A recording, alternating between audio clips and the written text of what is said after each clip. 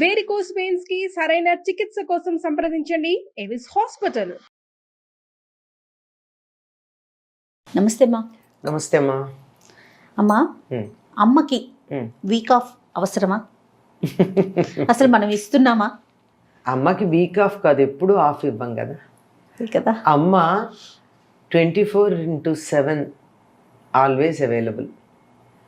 అలా ఉంటేనే అమ్మ. షీఈ్ అన్ ఏటీఎం, అంతే, ఆల్వేస్ అవైలబుల్. పోనీ ఏటీఎం అది ఏవిఎం అనుకుందాం, ఆల్వేస్ అవైలబుల్, దెన్ ఓన్లీ ఆవిడ అమ్మ అంటాం. అయితే ఇది కాన్సెప్ట్ చాలా గొప్పదే, కానీ ఆవిడ కూడా ఓ మనిషి కదా, మానవ మాతృరాలేనా? ఖచ్చితంగా. ఆవిడకి కూడా శరీరం ఉందా? శరీరానికి అలసట ఉండి విశ్రాంతి కావాలని కోరుకుంటుంది కదా. ఆవిడకి కూడా మనసు ఉంది కదా, ఆ మనసులో ఆలోచనలు ఉంటాయి కదా, ఆలోచనలతో కోరికలు కూడా ఉంటాయి కదా. పెద్ద పెద్దవి కావచ్చు, చిన్న చిన్నవి కూడా కావచ్చు, అతి చిన్నవి కూడా అవుతాయి. మరి వాటిని గురించి కూడా ఆలోచించద్దా? అమ్మ అంటే మనిషి కాదు అనుకుంటే ఎట్లా? అమ్మ అంటే ఒక బొమ్మలాగా తయారు చేసి ఓ సింహాసనం మీద కూర్చోబెట్టి పూజ చేస్తాను అంటే కుదిరేదా? అన్నీ అమ్మకి నైవేద్యం పెట్టేసి మనం తినేస్తే అమ్మకి అక్కర్లేదా? బొమ్మకైతే సరిపోతుంది, కానీ నైవేద్యం పెట్టి మనం తినేస్తే రక్తమాంసాలతో ఉన్న అమ్మకు కూడా కొంత పెట్టాలి కదా. నైవేద్యం కాదు, మామూలుగానే పెట్టాలి కదా. ఖచ్చితంగా అమ్మ. అందువల్ల మనం ఒక మనిషి ఏవైతే కోరుకుంటారో అవన్నీ అమ్మకి కూడా మనం, అమ్మ స్థానంలో ఉన్నటువంటి స్త్రీకి కూడా అందించవలసినటువంటి అవసరం ఉంది. అసలు ఆలోచనే రాదు కదా. రాదు కదా. అమ్మ అంటే అసలు we take her for granted. అంతే. తనకు ఒక ఆలోచన ఉంటుందని, తన కోరికలు ఉంటాయని, తన గురించి పట్టించుకోవాలని, తనని కూడా మనలాగా భావన చెయ్యాలని ఎప్పుడు అనిపించదు. ఐడియలిస్టిక్ నేను ఒప్పుకుంటాను, చాలా గొప్పది. This concept of this idea of mother is very great. But ఐడియాకు ఒక ఫామ్ ఒకటి ఉందే.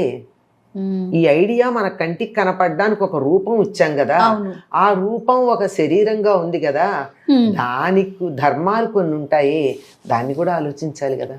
ఇంట్లో అందరికీ జ్వరం వస్తే కూడా అమ్మ లేచే కదా జావ కాచిస్తుంది అందరికీ. అందరూ బాగుండే ఆవిడ ఒక పూట జ్వరం వచ్చి పడుకుంటే లేదు, ఎవరన్నా ఆవిడకు ఒక గ్లాసులు మంచినీళ్ళు ఇస్తారా? మంచినీళ్ళ వరకు ఇస్తారేమోలేండి, ఎందుకంటే లేచి మళ్ళీ వంట చేయాలి కదా. కానీ తాను ఇతరులకి ఎంత సేవ చేస్తుందో అటువంటి సేవ ఇప్పుడన్నా చేశారో, అది కదా ఆలోచించాల్సింది. అవునమ్మా. అందుకని అమ్మని కూడా ఒక మనిషిగా, మనలాంటి భావనలు, కోరికలు ఉన్నటువంటి, ఆలోచనలు ఉన్నటువంటి వ్యక్తిగా భావించవలసినటువంటి అవసరం ఉందమ్మా. అంటే ఇలా అందరూ చెయ్యరా అంటే చేస్తారు, కానీ ఆ దృష్టితో చేయరు. ఏదో భక్తిగా, అమ్మ మీద ఉన్నటువంటి భక్తితో, ప్రేమతో చేస్తారే కానీ, బాగానే చేస్తారు, కానీ అమ్మ కూడా మనలాంటిదే అన్న భావనతో చేయరు. ఏదో అమ్మకి పండక్కి చీర కొనిస్తే మంచిది, అంతేగాని అమ్మకి నచ్చిన చీర కొందామన్న ఆలోచన దాకా రాదు. ఖరీదైంది కొందామనిపిస్తుంది. కరెక్ట్ అమ్మా, చాలా కరెక్ట్గా చెప్పారు, మంచి మాట. ఖరీదైంది కొనిస్తాం, ఖరీదైంది కొనిచ్చి నా స్టేటస్కి సరిపోయేట్టు కొనిస్తా. కానీ అమ్మకి ఈ పట్టుచీర కాదు, పట్టుచీర కట్టుకుని వంట ఏం చేస్తుంది? రాత్రి పడుకుంటే ఎంత విసుగ్గా ఉంటుంది. మెత్తగా ఉండేటటువంటి చీరలు ఆవిడ ఇష్టపడుతుంది, లేత రంగులు ఆవిడ ఇష్టపడుతుంది, ఏదో వాట్ ఎవర్ ఇట్ ఈస్, ఊరికే ఉదాహరణకు అంటున్నా. అట్లాంటివి అడిగి నీకేం కావాలమ్మా అని కొనిచ్చేవాళ్ళు ఉన్నారా అన్నది ఖరవా ఆలోచించాల్సినటువంటి మాట. లేరని నేను చెప్పట్లే, ఎక్కువ శాతం గురించి నేను మాట్లాడుతున్నా, ఉన్నారు. అట్లాంటి వాళ్ళని చూసినప్పుడు అప్పటిదాకా నేను కూడా ఇలా ఉండొచ్చు కదా అన్న ఆలోచన లేని వాళ్ళకు కూడా వస్తుంది. నిజంగా చాలామంది అమ్మలకి ఆలోచన ఉండదు, అసలు అమ్మ కూడా కోరుకోదు కదా, కోరుకోదు, నాకు కావాలనే ఆలోచనే ఉండదు. కనుక ఆవిడకి కూడా కొంచెం విశ్రాంతి ఇవ్వడం అన్నది చాలా ప్రధానమైనటువంటి అంశం అమ్మ. ఇప్పుడు మదర్స్ డే చేసేటప్పుడు వాళ్ళు చేసేది అదే. ఎందుకు అంటే ఆ రోజు ఆవిడ ఏం చేయకుండా మదరింగ్ కేక్ అని చెప్పి ఇస్తారు, ప్రత్యేకం. అంటే వాళ్ళ దేశంలో మొదలైంది మదరింగ్ కేక్తో మాత్రమే. తర్వాత అది కమర్షియల్ అయ్యి ఇదన్నీ చేయడం మానేయండి అని చెప్పాల్సిన పరిస్థితి వచ్చింది. కానీ మొదలుపెట్టింది అయితే అంతే. అన్నీ ఒక ప్రత్యేకమైన కేక్ మీద రకరకాలైనటువంటి ఫ్రూట్స్ వేసి తయారు చేసినటువంటి కేక్ని మదరింగ్ కేక్ అంటారు. ఆ రోజు తల్లికి ఏ రకమైన శ్రమ లేకుండా, తాను వంట చేసుకోవాల్సిన పని లేకుండా ఆవిడ్ని కూర్చోబెట్టి సుఖపెట్టడానికి వాళ్ళ కేక్ తీసుకెళ్ళి అమ్మకి ఇచ్చి అమ్మ చేత్తో అందరూ తీసుకుంటారు కదా. వాళ్ళకి సంవత్సరానికి ఓ రోజే అనుకోండి, మనం వారానికి ఒక రోజు అనుకుంటున్నాం. వారానికి ఓ రోజు కాదు, వాళ్ళకి ఎవరికి వాళ్ళు విడిగా ఉండేవాళ్ళు కదా, కుటుంబానికి చేసే పని లేని పరిస్థితి అది. ఇప్పుడు మనం కలిసి ఉంటాం గనక వారమంతా అమ్మ ఇంట్లోనే ఉంటుంది, మనం బయటికి వెళ్తున్నాం, ఆవిడ మనకి ఉద్యోగాల్లో మనకు ఒక రోజు సెలవు ఉంది, అమ్మకు కూడా సెలవు కావాలన్న భావన ఇక్కడ మనం కలిసి ఉంటాం కనుక అక్కడ ఎవరికి వాళ్ళు ఉంటారు కదా. అవునమ్మా, ఆవిడ ఎవరికి చేస్తుంది, తనకే చేసుకుంటుంది.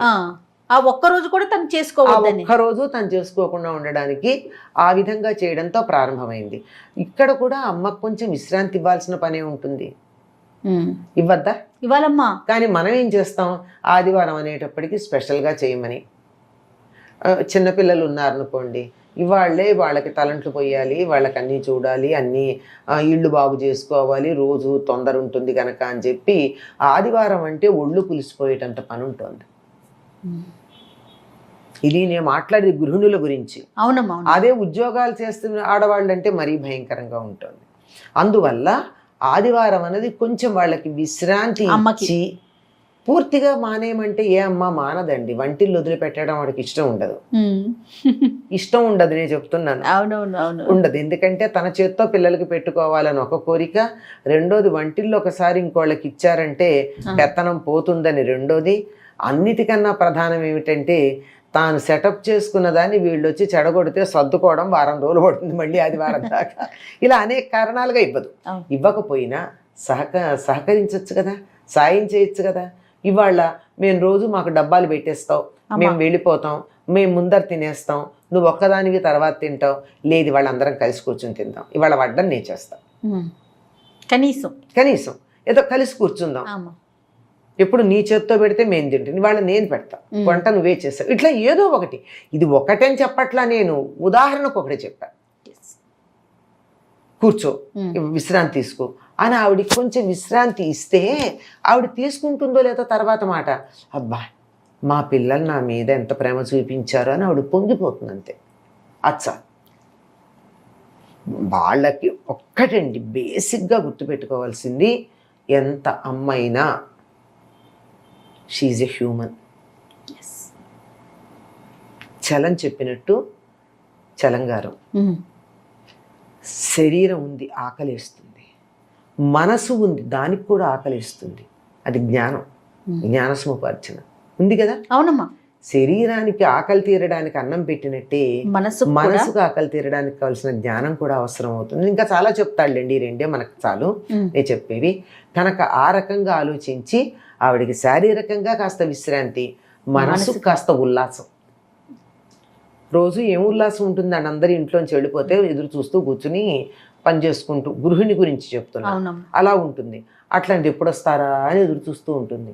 ఈ రోజుల్లో అంత ఖాళీగా ఎవరు ఉంటున్నారు, ఏదో ఒక వ్యాపకం పెట్టుకుంటున్నారు కదా. అంటే మీకు వారమంతా పనిచేసి ఆదివారం విశ్రాంతి కావాలన్నట్టు ఆవిడ కూడా వారమంతా వ్యాపకం పెట్టుకుంటే ఆ రోజన్నా విశ్రాంతి ఉండాలి కదా. ఖచ్చితంగా అమ్మా, ఖచ్చితంగా, తప్పకుండా అది ఆలోచించాలి. అంటే అన్నిటికన్నా బేసిక్గా ఉన్నది ఏమిటంటే, అది ఎవరైనా సరే, అమ్మ కావచ్చు, నాన్న కావచ్చు, అత్త కావచ్చు, మామ కావచ్చు, బిడ్డ కావచ్చు, ఎవరైనా కావచ్చు, వాళ్ళు మనుషులు, మనలాంటి ఫీలింగ్సే వాళ్ళకి ఉంటాయి అన్నది గుర్తుపెట్టుకుంటే అద్భుతంగా ఉంటుంది కుటుంబం, ఆ తర్వాత సమాజం. నమస్తే అమ్మా. నమస్తే.